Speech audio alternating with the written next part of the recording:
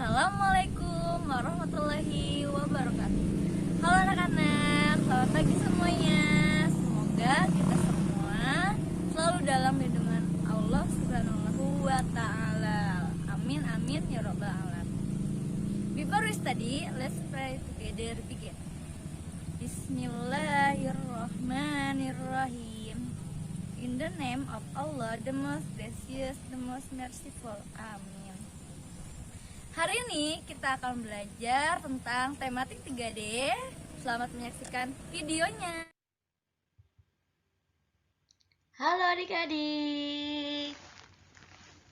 Semoga hari ini kita selalu dalam lindungan Allah Subhanahu wa Ta'ala. Amin, amin ya Rabbal alamin.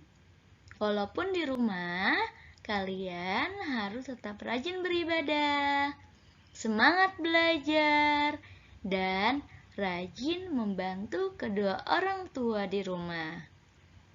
Pada pembelajaran kali ini, kita akan belajar tentang tematik subtema 3D, pembelajaran 1 sampai dengan 6. Muatan pembelajaran Bahasa Indonesia bersama Miss Herna. Kalau sudah siap, silahkan kita bersama-sama menyiapkan buku tematik 3D.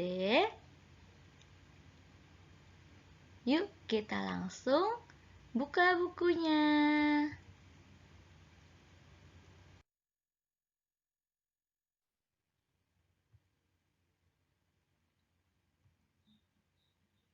Nah, sekarang kita akan belajar tentang kewajiban dan hakku dalam bertetangga. Nah, pada gambar di bawah ini ada banyak sekali anak-anak yang sedang bermain bersama dengan tetangga. Nah, selain bermain, kewajiban dan hak kita dalam bertetangga itu apa ya? Apakah ada yang sudah tahu? Nah, sekarang kita bahas bersama-sama ya. Di lingkungan rumah terdapat tetangga yang tinggal berdekatan. Agar lingkungan rumah terasa menyenangkan, kita harus menjaga hubungan baik dengan tetangga. Setiap warga yang tinggal di suatu lingkungan memiliki kewajiban dan hak satu dengan yang lainnya. Kewajiban dan hak tersebut harus dilaksanakan secara seimbang.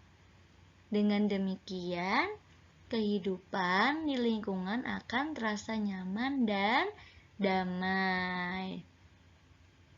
Nah, apa saja ya contoh kewajiban dan hakku dalam bertetangga? Yang pertama, kewajiban dan hak kita dalam bertetangga adalah beramah tamahlah dengan tetangga. Nah, bersikap ramah tidak akan merugikan siapapun. Malah, sikap ini akan membawa banyak keuntungan dalam kehidupan bertetangga. Yang kedua, jangan mengganggu kenyamanan tetangga.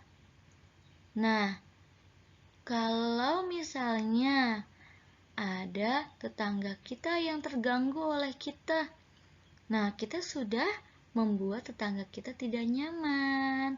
Itu adalah perbuatan yang tidak boleh dilakukan. Jadi kita terhadap tetangga harus saling memberikan kenyamanan, tidak boleh saling mengganggu ya. Yang ketiga, jika ada tetangga kita yang sedang sakit, kita kita menjenguknya.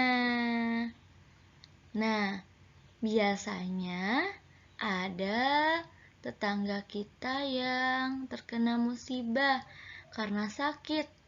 Nah, baik itu sakitnya berat maupun ringan, kita sebagai tetangga harus menjenguknya. Nah, bila memungkinkan, bawalah sedikit makanan bagi keluarga tersebut, supaya kehadiran kita itu pasti berarti dan sangat dihargai oleh mereka.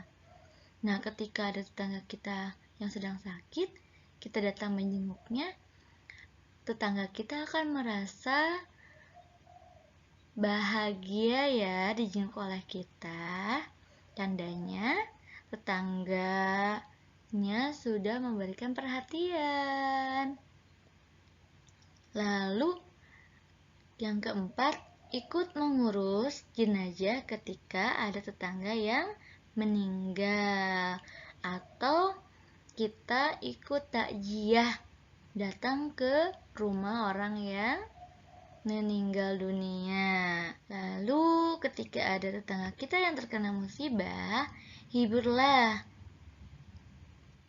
Hal sekecil apapun pasti akan sangat berarti bagi mereka.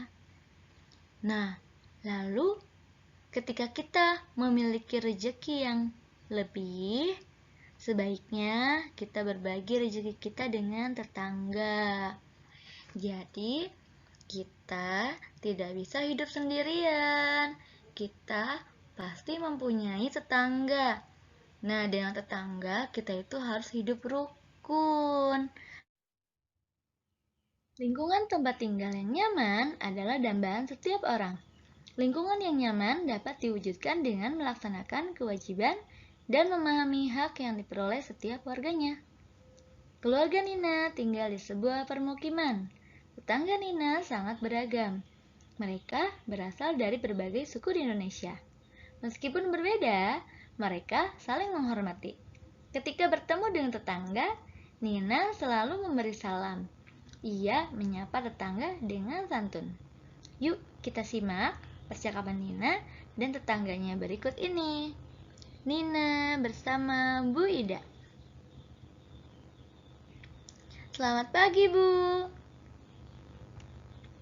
Selamat pagi, Nina. Apa yang sedang kamu lakukan, Nak? Saya sedang menyapu halaman, Bu. Rajin sekali, Nina. Halaman memang sebaiknya disapu setiap hari, agar tidak banyak daun kering dan sampah berserakan. Tentu, Bu, seharusnya kita semua menjaga kebersihan lingkungan. Apa yang akan kamu lakukan pada sampah itu, Nina? Akan saya kumpulkan di tempat sampah, Bu. Usul Ibu, sebaiknya sampah daun kering dijadikan kompos saja, Nina. Baik, Bu. Terima kasih atas sarannya. Nah, pada percakapan tersebut, apakah terdapat kalimat saran? Ya, benar sekali. Apakah kalimat sarannya? Usul Ibu, sebaiknya sampah daun kering dijadikan kompos saja, Nina. Nah, itulah kalimat yang ada di percakapan. Kalimat apa namanya? Kalimat saran. Oke. Siapa yang masih ingat apakah kalimat saran itu? Ya, kalimat saran merupakan kalimat yang menyatakan pendapat, anjuran, atau usulan. Oke, sekarang kita akan lanjut belajar ke halaman berikutnya.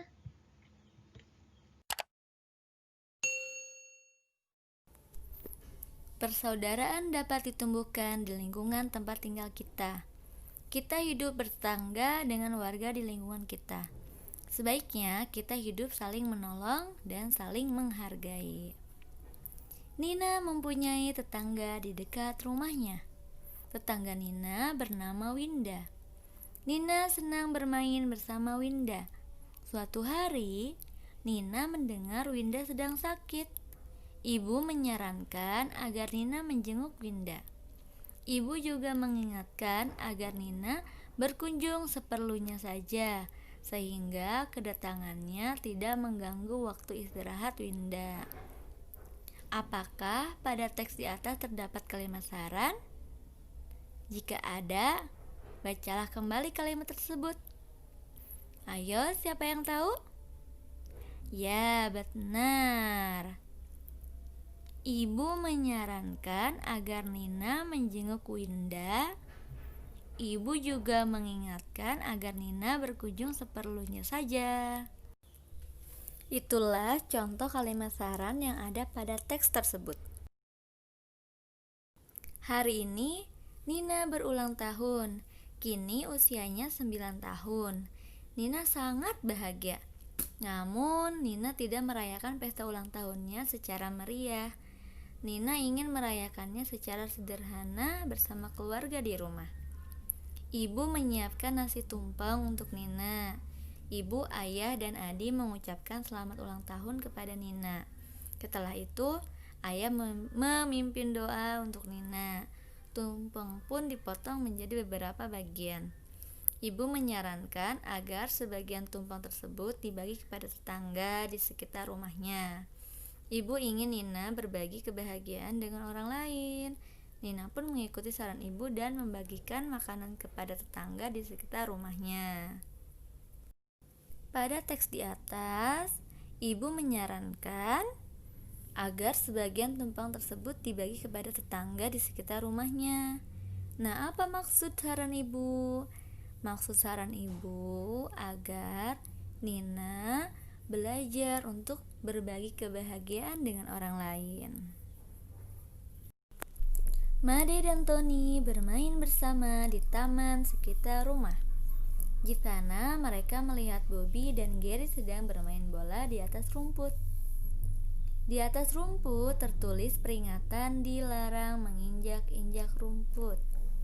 Made mengajak Tony menghampiri Bobby dan Gary. Yuk kita simak percakapan mereka berikut ini. Hai teman-teman, apa yang sedang kalian lakukan di sini? Kami sedang bermain bola. Ayo ikut bermain, Made. Maaf teman, tetapi kita tidak boleh bermain di sini. Mengapa kita tidak boleh bermain di sini? Coba lihat, ada tanda peringatan untuk tidak menginjak rumput. Benar, sebaiknya kita tidak berlarian di atas rumput karena dapat merusak rumput. Kalau begitu, maafkan kami. Kami tidak melihat ada tulisan peringatan ini. Terima kasih sudah menegur dan mengingatkan kami. Tidak apa-apa. Kita harus merawat kebersihan dan kerapihan taman ini. Iya, Tony, kami berjanji tidak akan mengulanginya lagi. Setelah menyimak percakapan tersebut, amatilah kembali percakapan Made dan teman-teman. Pada percakapan tersebut terdapat masalah yang diselesaikan. Masalah tersebut diselesaikan menggunakan kalimat teguran dari Tony. Nah, Made juga mengucapkan kalimat saran. Kalimat saran dapat berupa nasihat atau imbauan. Sekarang, coba amatilah gambar-gambar berikut. Tuliskan masalah, penyelesaian masalah, dan kalimat saran yang tepat berdasarkan gambar. Contohnya seperti percakapan antara Made, Bobby, Tony, dan juga Gary. Selamat mengerjakan tugas. Tugasnya ada di halaman 71. Bacalah percakapan antara Nina dan ibu berikut. Aku kasihan pada temanku, Bu. Sudah beberapa hari ia tidak sekolah. Apa yang terjadi, Nina? Sewaktu aku mengunjungi rumahnya, Ia bilang seragam sekolahnya sudah tidak muat lagi. Sepatunya juga sudah rusak. Kasihan sekali ya. Ia bisa ketinggalan pelajaran. Sebaiknya kita membantunya, Nin. Bolehkah, Bu? Aku dan teman lain ingin menyisihkan uang saku kami untuk membelikan sepatu dan seragam. Tentu saja boleh, Nina. Kalian sudah memutuskan langkah yang tepat. Setelah kalian membaca percakapan antara Nina dan Ibu, kalian diharapkan bisa mengetahui permasalahan dari percakapan tersebut. Permasalahan dari percakapan Nina dan Ibu adalah seragam sekolah temannya Nina sudah tidak muat lagi dan sepatu temannya Nina juga sudah rusak. Nah, Ibu memberikan saran. Apakah saran Ibu kepada Nina? Ibu memberikan saran untuk membantu temannya Nina. Mengapa Nina ingin membantu temannya? Karena Nina tidak ingin temannya tertinggal pelajaran. Beberapa pohon besar di tepi jalan harus ditebang. Pohon-pohon tersebut ditebang karena sudah rapuh. Warga khawatir pohon tersebut dapat tumbang dan membahayakan warga. Kini jalanan terasa terang. Jika cuaca cerah, matahari terasa terik. Biasanya jalanan sejuk karena banyak pohon yang rimbun. Apa yang sebaiknya dilakukan warga? Nah, sebaiknya warga menanam kembali pohon-pohon yang baru.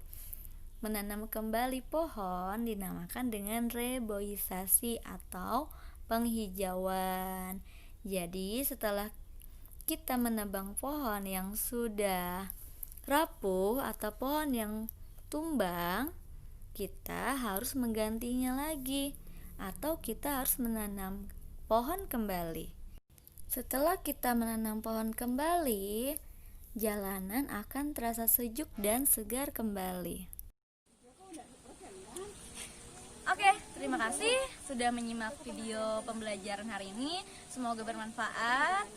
Kurang dan lebihnya, misalnya mohon maaf. Wassalamualaikum warahmatullahi wabarakatuh.